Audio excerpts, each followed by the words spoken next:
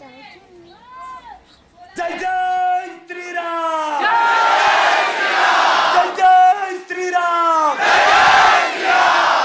खोखलो खोखलो बोलो, रावण डोलवा लागे हम बोलो, जय जय श्री राम, जय जय श्री राम, भारत माता की जय। तो विचार करो क्या ट्रेन नो डब्बो सरकाई दीधो, केम सरकाई दीधो, શા માટે? તો કે ચાના 2 રૂપિયા ના આપ્યા એટલે ડબ્બો સળગાવી દીધો। વિચાર કરો 58 જણની જિંદગીની કિંમત કેટલી? 2 રૂપિયા। તમે વિચાર કરો હિન્દુસ્તાનના કોઈ હિન્દુને પેલા ભાઈને બહાર દે ભાઈ, પેલા ભાઈને બહાર દે, બેસી જાઓ ને યાર। તો તમે વિચાર કરો કે આ દુનિયાનો કોઈ દરેક મુસલમાન આતંકવાદી હોતો નથી। આ વાત એકદમ સત્ય છે કે આ દુનિયાનો કોઈ મુસલમાન આતંકવાદી દરેક હોતા નથી, પણ આ દુનિયામાં જેટલા આતંકવાદી છે ને એ બીજા બધા જ મુસલમાન છે, પણ સત્ય છે। એ વાત પણ બરાબર યાદ રાખવાની। એટલે હું દરેક હિન્દુ યુવાનોને હું આહવાન કરું છું કે આવા વાળો સમય તમારી જરૂરત મહેસૂસ કરી રહ્યો છે, આવા વાળો સમય તમારી પોકાર કરી રહ્યો છે। આ તમારી સંસ્કૃતિ તમારી માં છે અને તમારી માની આજે રોજ ને રોજ ઇજ્જત લૂંટાઈ ગઈ છે। યુવાનો તમારી માને બચાવવા માટે તમારી અંદર લોહીનું ટીપું પણ બાકી હોય તો તમે એની માટે સંઘર્ષ કરવાનું ચાલુ કરી દો। અને ભારતના યુવાન છો, લીડર બનો, ખેતાની માફક ડર કાઢી નાખો, સિંહના સંતાન છો, કાયરતા ખંખેરી નાખો। ડર રાખશો તો કશું કરી શકવાના નથી તમે। પાછા ઘણા લોકો કહે છે કે આવું બધું કરીએ તો ફસાઈ જવાય, એમાંય ફસાઈ લ્યો તો છે હે, એમ નહીં તો એમ, પણ એમ ફસાશો ને તો લક્ષ્ય માટે ફસાશો। હે હિન્દુ, તારું હિન્દુત્વ ના જતું રહે, તારે ધ્યાન રાખવાનું।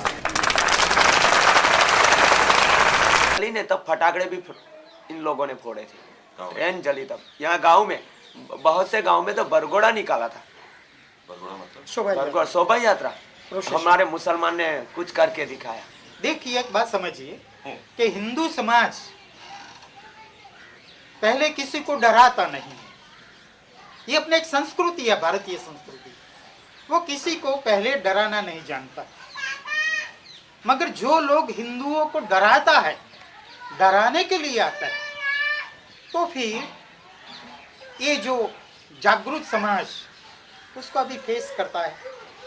ये सब जो युवा लड़के थे हिंदू, उन लोगों ने सोचा कि कहाँ तक ये डर के चलेंगे, मुस्लिमों से कहाँ तक डरेंगे।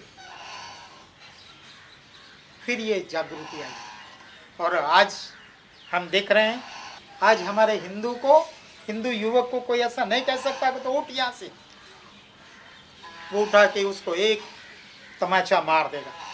इतनी ताकत, आत्मविश्वास उसमें भरा पड़ा है।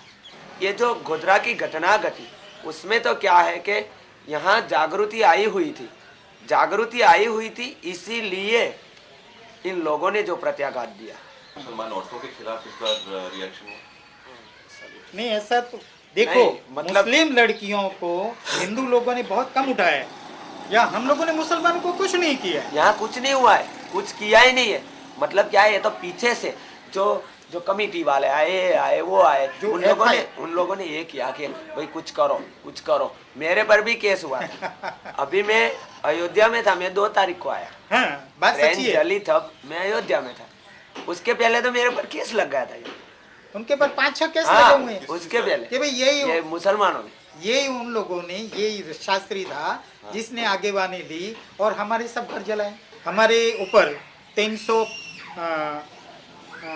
आईपी वो जो 395 हाँ 395 आपके ऊपर सबके ऊपर, ये सब हमारे 52 लड़के थे, 52 लड़के पर वो है। तो अभी वो केस चल रहा है कि हाँ चल रहा है। हम तो उनको बेल पर छुड़वा लाए। जितने मुसलमान यहाँ से छोड़ गए थे सब वापस आ गए? नहीं हाँ। उसमें कुछ आए हैं, कुछ नहीं आए। પાવાગઢમાં કલેક્ટર આવીને કહે છે મુસલમાનનું પુનર્વસન થવા દો। મેં કીધું કલેક્ટર સાહેબ આ કઈનો નિયમ છે પૂરા ભારતનો? તો તું જા કરે કાશ્મીરમાં જા। મારા હિન્દુઓ 1950 થી 2001 સુધીમાં 23,000 હિન્દુઓને પહેરેલ કપડે કાઢી મૂક્યા, જેનું પુનર્વસન કર। આ ગુજરાત બોડી બોમ્બનીનું ખેતર નો। જ્યારે હોય ત્યાં ગુજરાતી એટલે પોચા એમને દબડાવો હે દબડાવો કલેક્ટરને કહી દીધું એ વસ્તુ શક્ય નથી જે નિયમ લાગતો હોય આખા હિન્દુસ્તાનમાં લાગે ગુજરાતે કઈ ગુનો કર્યો નથી ત્યારે કલેક્ટર કહે છે એમનું પુનર્વસન થવું જ જોઈએ મેં કીધું કરતા રહે હોજે કઈ ડેમનું બચે તો આજે કઈ નહીં આજે કઈ ડેટ્યુ ના મળે સફા ચાર પાવાગઢમાં કોઈ મોહમ્મદ દેગડો જોઈએ નહીં અમારે બહુ માથાકૂટ કરવાની જરૂરત નહીં કોઈ કહેશે કે ચૂંટણી આવી એટલે શાસ્ત્રી આવ્યા છે અલા ચૂંટણી જોડે કોઈ લેવા દેવા નથી પણ બીજી વાત ચૂંટણી સાથે પણ લેવા દેવા હોય અલા આ ચૂંટણી કોઈ કોંગ્રેસ કે ભાજપની ન હોય આ ચૂંટણી તો હિન્દુને મિયાઓની છે તમને ખબર છે હિન્દુઓએ મુસલમાનોને માર્યા હિન્દુઓએ મુસલમાનોને માર્યા હિન્દુઓએ મુસલમાનોને માર્યા 50 વર્ષની અંદર પહેલી વાર અમારા હાથમાં બેટિંગ આવી છે કઈ ખબર છે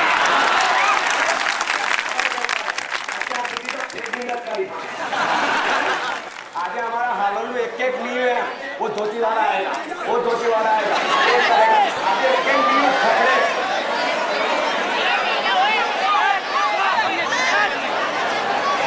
भाई साहब तो जगह से ले जाओ तुम्हें ले जाओ अरे यार ये हमारा सवाल गाय से तो यहाँ पर तुमने सुन लो